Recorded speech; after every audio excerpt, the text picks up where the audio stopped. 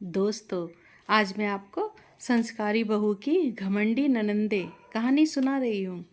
राहुल नैना से कहता है, देखो नैना, हम शादी तो कर लें, पर उससे पहले तुम्हें मेरी 4 बहनों का मन जीतना पड़ेगा।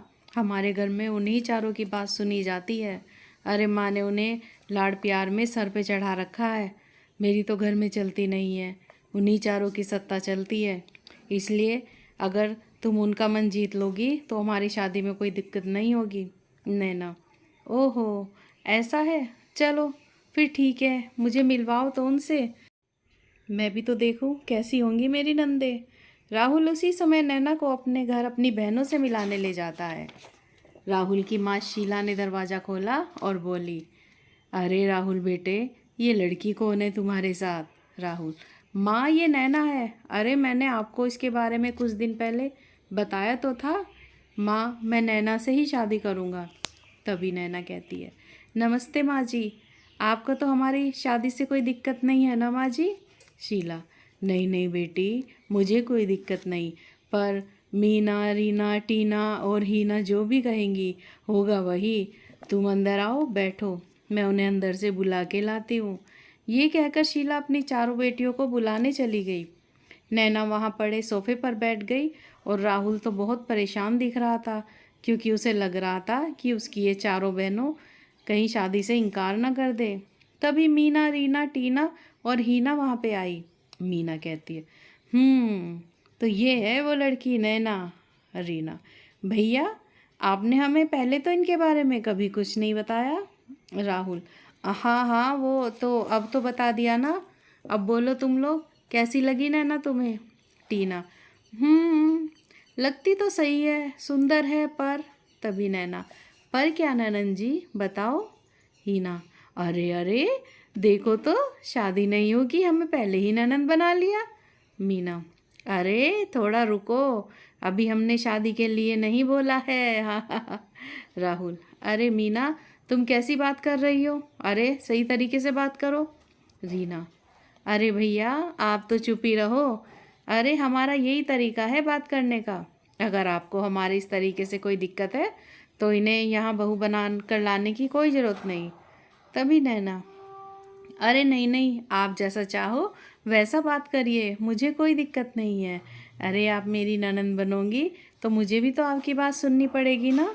मीना, देखो, तुम्हें वो ही करना होगा जो भी हम कहेंगे। हमारी किसी भी बात को तुम ना नहीं कहोगी। अगर तुम्हें ये मंजूर है तो बताओ, हम शादी के लिए हाँ बोल देती हैं। नैना, हाँ हाँ मंजूर है, तुम चारों की मैं हर बात मानूंगी, तुम जो भी कहोगी मैं वही करूँगी। नैना ने राहुल की चारों बहनों को आखिर मना ही लिया था। फिर थोड़े दिन बाद एक शुभ मुहूर्त निकालकर राहुल और नैना की शादी करा दी गई और नैना बहू बनकर चारों नंदों के घर में आ गई। नैना एक बहुत ही संस्कारी और समझदार लड़की थी। उसके माता पिता ने उसे अच्छे संस्कार दिए थे। अपने ससुराल में आकर नैना ने अपनी सासू माँ शीला के पैर छुए और उन्हें प्रणाम किया। शीला कहती है, जीती रहो बहू, सदा खुश रहो। तभी मीना, अरे भाभी, हमारे भी पाँव छू लो। राहुल, अरे मीना, ये क्या कह रही हो? तुम चारों नैना से छोटी हो तो वो भला तुम्हारे पैर क्यों छुएगी? रीना, अरे भैया, इतना भड़को मत, गुस्सा मत हो, हम तो बस भाभी से हंसी मजाक कर रहे हैं। चलो भाभी, हमारे पाँव भी छुओ। फिर संस्कारी नैना ने अपनी चारों नंदों के पाँव छू लिए और ये चारों हंसी रही थी। टीना, वाह, हमें तो बड़ा मज़ा आ रहा है, भाभी ने हमारे पाँव छुए। राहुल, देखो नैना, तुम इन चारों की बातों का बुरा मत मानना, ये बड़ी घमंडी बन गई हैं। नैना, अरे कोई बात नहीं राहुल, आखिर वो मेरी नंदे हैं, ये बात ही काफ़ी है उनके पाँव छूने के लिए। और देखना, टाइम आने पर ये चारों सुधर ही जाएंगी। राहुल, पता नहीं वो टाइम कब आएगा। नैना, फिक्र मत करो, जल्दी ही आ जाएगा। फिर नैना पूरे मन से अपना घर संभालने लगी। वो घर का सारा काम खुद ही करती थी। उसको आता भी सारा काम था, चाहे वो खाना बनाना हो, कपड़े सिलना हो, कढ़ाई बुनाई हो, और भी सब काम। नैना एक आदर्श भारतीय नारी थी। उसके ससुराल में आने से उसका पूरा घर शीशे की तरह चमकने लगा। उधर उसकी चारों नंदे मीना, रीना, टीना और हीना का तो काम से दूर दूर तक कोई वास्ता नहीं था। उन्हें घर का कोई भी काम नहीं आता था, फिर भी वो चारों ढूंढ ढूंढ कर अपनी भाभी नैना की गलती निकालती थी। एक दिन मीना कहती है, अरे भाभी इधर आओ, देखो उस कोने में कितनी धूल चढ़ी हुई है, अच्छे से साफ नहीं किया क्या आपने? वहाँ झाड़ू पोछा नहीं लगाया? नैना, अरे पर मैंने तो वहाँ अच्छी तरह सफाई की थी, ये धूल कहाँ से आ गई? और जो पोछा भी लगाया था, झाड़ू भी लगाई थी। मीना, अरे यार भाभी, आप ज़रा ढंग से काम किया करो। नैना तभी पोछा उठा के लाई और वहाँ पर दोबारा पोछा लगाने लगी। उधर रीना ने रसोई में विम बार गिरा दिया और आकर अपनी भाभी नैना से कहा, अरे भाभी, वो ज़रा किचन में बर्तन मांजने का साबुन गिर गया है, ज़रा वहाँ जाकर उसे साफ़ कर दो। नैना, किचन में? पर तुम वहाँ क्यों गई थी? रीना, अरे मैं अपना खाना लेने गई थी, अब आप तुम पे तो इतना समय नहीं जो हमें खाना दे सको। वो बाय द वे ये मेरा घर है, मैं चाहे जहाँ जाऊँ, किचन में जाऊँ या आंगन में जाऊँ, आपको उससे क्या? हाँ, आप किचन में जाकर वो साबुन साफ़ कर दो बस। अब उस साबुन के दाग फर्श पर लग गए थे। नैना ने बहुत कोशिश की पर वो दाग छुड़े ही नहीं। यही सब करते करते दोपहर के 2 बज गए। तभी टीना आई और बोली, अरे भाभी, ये क्या, आपने अभी तक दाल चावल नहीं चढ़ाए? अरे टाइम तो देखो, दोपहर के 2 बज रहे हैं। नैना, हाँ हाँ, बस अभी चढ़ा देती हूँ। वो ये साबुन के दाग छुड़ाते छुड़ाते पता ही नहीं चला कब 2 बज गए। टीना, अरे रहने दो बस, अब आप ये सब बहानेबाजी है। अरे आपको समय पर काम करना तो आता ही नहीं है और चली आई हो घर की बहू बन के। नैना, अरे नैनन जी, आप इतना गुस्सा मत हो, बस मैं अभी बना देती हूँ दाल चावल। टीना, नहीं नहीं, अब कोई नहीं, रहने दो। अरे जब तक खाना बनेगा तब तक तो हमारी भूख ही ख़त्म हो जाएगी, मैं बाहर से ऑर्डर कर लूँगी खाना। फिर टीना ने खाना बाहर से ऑर्डर किया और खाना आ गया। फिर सब ने मिलकर खाना खा लिया। फिर जब नैना के खाने की बारी आई तो हीना ने ताना दे मारा, खाना तो टाइम पे बनाया नहीं जाता आपसे, और जब हमने बाहर से ऑर्डर ही कर दिया तो आप एकदम से खाने बैठ गई हो। अरे कुछ लाज शर्म नाम की चीज़ है कि नहीं है? नैना, वो भूख लग रही थी इसलिए मैं खाने बैठ गई। हीना, अरे कितनी भूख लगती है आपको, कहीं पिछले जन्म में राक्षस तो नहीं थी आप? अब अपने लिए खाना बनाओ और तब खाओ। ये सुनकर नैना बिन खाए वहाँ से उठकर अपने कमरे में आ गई। आज तो उन चारों ने नैना को खाना तक खाने नहीं दिया। नैना अपने कमरे में आके रोने लगी। पर तभी मीना बार बार वॉशरूम जा रही थी, उसके पेट में दर्द भी हो रहा था।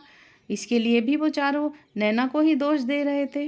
मीना कहती है, देखा ना, बाहर का खाना खाने से मेरा पेट खराब हो गया, अगर कल तुमने सही समय पर खाना नहीं बनाया तो फिर देखना। रीना, हाँ हाँ, नहीं तो घर से निकाल देंगे। ये बात नैना को बहुत बुरी लगी। उसने अपनी सास की ओर देखा पर वो भी एक साइड चुप खड़ी थी, उसके मुंह से एक शब्द भी नहीं निकला। शाम को जब राहुल घर आया उसने देखा कि नैना बैठी हुई रो रही थी।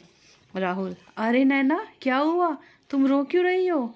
नैना, वो बस कुछ नहीं हुआ। राहुल, अरे बताओ ना क्या हुआ है?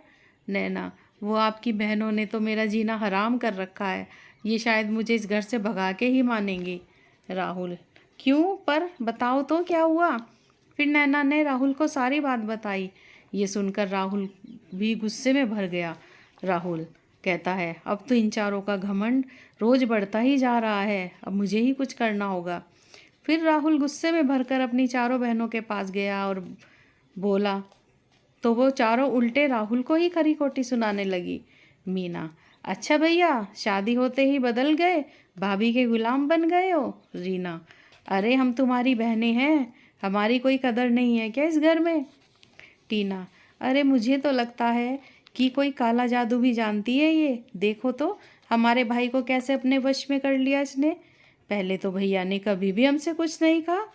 फिर राहुल अपनी माँ के पास गया और बोला, माँ, अब भी आप कुछ नहीं कहोगी क्या? अरे आपको पता है ना कि टीना, रीना, मीना और हीना कितनी घमंडी होती जा रही हैं, अब भी आप चुप रहोगी? अरे माँ, अब तो बोलो कुछ, नहीं तो बहुत देर हो जाएगी। शीला, बेटे मैं क्या ही बोलूँ, ये चारों बस कुछ ही दिन यहाँ पे और हैं, अरे इन्हें एक ना एक दिन तो ससुराल चले जाना है, राहुल क्या ससुराल। अरे माँ, अगर ये ऐसी ही रही ना तो कोई नहीं करेगा इनसे शादी। अरे इनकी शादी होगी ही नहीं, चाहो तो मुझसे ये लिखवा लो। तभी वो चारों भी वहाँ आ गई और बोली, अगर आपको हमारी शादी की फिक्र है ना तो कोई अच्छा घर देखना शुरू कर दो भैया, यूँ माँ को सिखा सिखा के कुछ नहीं होगा। मीना, हाँ हाँ, हमारी शादी जब होनी होगी हो जाएगी, आप लोग फिक्र ना करो। राहुल, अच्छा तो ये बताओ क्या क्या काम आता है तुम्हें? खाना बनाना आता है क्या? झाड़ू पोछा कभी लगाया है या कोई आदर संस्कार हैं तुम में?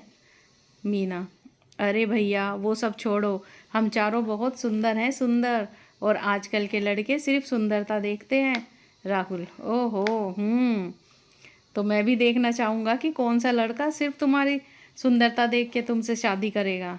अब तो घर में ये कलेश ही हो गया था।